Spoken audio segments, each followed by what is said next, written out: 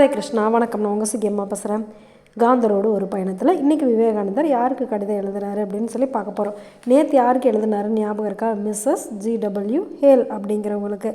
அந்த அம்மா அவங்க கிறிஸ்டியன் குடும்பம் தான்.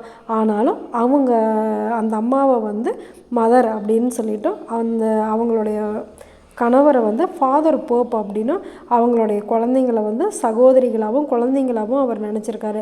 அது மட்டும் இல்லை, அந்த ஜிடபிள்யூ ஹேல் அப்படிங்கிறவரோட சகோதரியை மதர் டெம்பிள் அப்படின்னும் விவேகானந்தர் கூப்பிட்ருக்காரு. அப்படின்னாக்கா விவேகானந்தர் அவங்க கிறிஸ்தவ மதத்தை சேர்ந்தவங்களாக இருந்தாலும் அவங்களே தன்னுடைய குடும்பமாக நினச்சிருக்காங்க. அவங்களும் பாருங்கள், விவேகானந்தர் தன்னுடைய குழந்தையவே பாவிச்சிருக்காங்க. மனிதனுடைய மனங்களுக்கு மதங்கள் அப்பாற்பட்டது அப்படிங்கிற எண்ணம் இருக்கிறதுனால தான் இவங்க எல்லாருமே ஒற்றுமையாக இருந்திருக்காங்க. இந்த ஒற்றுமை அந்த காலத்துலேயுமே நிறையா பேருக்கு இருந்திருக்கு அப்படிங்கிறதுக்கு இது ஒரு உதாரணம். நேற்று மிஸ்ஸஸ் ஹேல் அப்படிங்கிறவங்களுக்கு எழுதுனாங்களா, இன்றைக்கி அவங்க பெண்களுக்காக எழுதியிருக்காரு. கடிதம் ரொம்ப மனசு உருக்கிற மாதிரி இருக்குது. நீங்களும் கேட்டு பாருங்களேன். எங்கே இருந்துனாக்கா நியூயார்க்கிலேருந்து 1894 வருடம் ஜூலை மாதம் 9ஆம் தேதி எழுதியிருக்காரு. என்ன எழுதியிருக்காருன்னு பார்க்கலாமா? ஓ என் சகோதரிகளே, ஜெய ஜெகதாம்பா, எதிர்பார்த்ததை எல்லாம் விட அதிகமாக பெற்றுவிட்டேன். தேவைக்கு அதிகமாகவே பாராட்டு கிடைத்து விட்டது. இறைவனின் அருளை எண்ணி நான் ஒரு குழந்தையைப் போல் அழுகிறேன். சகோதரிகளே, இறைவன் தன் அடியவனை ஒரு நாளும் கைவிடுவதில்லை. எனது கடிதம் எல்லாவற்றையும் நன்றாக விளக்குகின்ற துண்டு பிரசுரங்கள் எல்லாம் அமெரிக்க மக்களுக்கு வந்து கொண்டிருக்கின்றன.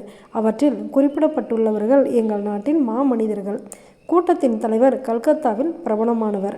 மற்றொருவராகிய மகேஷ் சந்திர நியாயரத்னர் சமஸ்கிருத கல்லூரியின் முதல்வர். இந்தியா முழுவதற்கும் முக்கியமான பிராமணர்.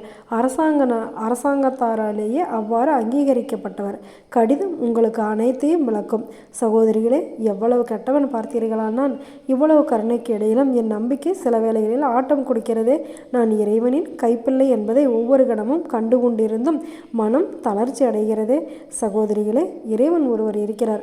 அவரே தந்தை, அவரே தாய். தம் குழந்தைகளை அவர் ஒருபோதும் பிரிவதில்லை, ஒருபோதும் பிரிவதில்லை. இல்லை இல்லை, விசித்திர கொள்கைகளை எல்லாம் ஒரு புறம் ஒதுக்கி தள்ளிவிட்டு குழந்தைகளாகிய அவரை புகலிடமாக கொள்ளுங்கள். இதற்கு மேல் என்னால் எழுத முடியாது. ஒரு பெண்ணை போல் நான் அழுது கொண்டிருக்கிறேன். என் ஆன்ம நாயகனான இறைவா, நீ வாழ்க வாழ்க, அன்புள்ள விவேகானந்தா அப்படின்னு சொல்லி எழுதியிருக்காரு. விவேகானந்தர் நினைக்கிறது எல்லாமே கடவுள் நிறைவேற்றி கொடுக்குறாரு. ஏன் அப்படின்னாக்கா, அவர் தன்னுடைய விருப்பத்தையோ தனக்கு காசு பணம் வேணும் அப்படிங்கிறதுனாலையோ அவர் ஊர் ஊராக போய் சொற்பொழிவு பண்ணலை. தன்னுடைய குருநாதருடைய கொள்கைகள் உபதேசங்கள் இந்த உலகத்தில் இருக்கிற எல்லா மக்களுக்கும் கிடைக்கணும் அப்படிங்கிறதுக்காக தான் அவர் இவ்வளோ தூரம் கஷ்டப்பட்டிருக்காரு. இதில் இன்னொரு முக்கியமான விஷயம் தெரியுமா?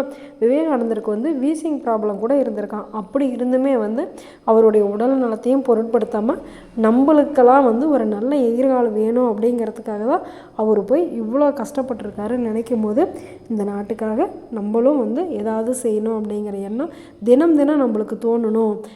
ஒரு நாளைக்கு ஒரு குப்பையை இனிமேல் நான் இந்த இடத்துல குப்பை போட மாட்டேன் அப்படிங்கிற ஒரு உறுதிமொழியை எடுத்துக்கிட்டோம்னா கூட அதை நம்ம கடைசி வரைக்கும் கடைபிடிக்கணும். அப்படி அந்த மாதிரி ஒரு சின்ன சின்ன விஷயங்களை நம்ம கடைபிடித்தோம் அப்படின்னாக்கா விவேகானந்தர் சொல்கிற மாதிரி நம்ம மனசு சீக்கிரமாக பக்குவமாயிடும். நல்லா இருக்குது தானே இந்த கடிதம்? சரி, நாளைக்கு யாருக்கு எழுத போகிறாங்கன்னு பார்க்கலாமா? நல்லதை நினைப்போம், நல்லதே நடக்கும், ஆனந்தமாக இருப்போம்.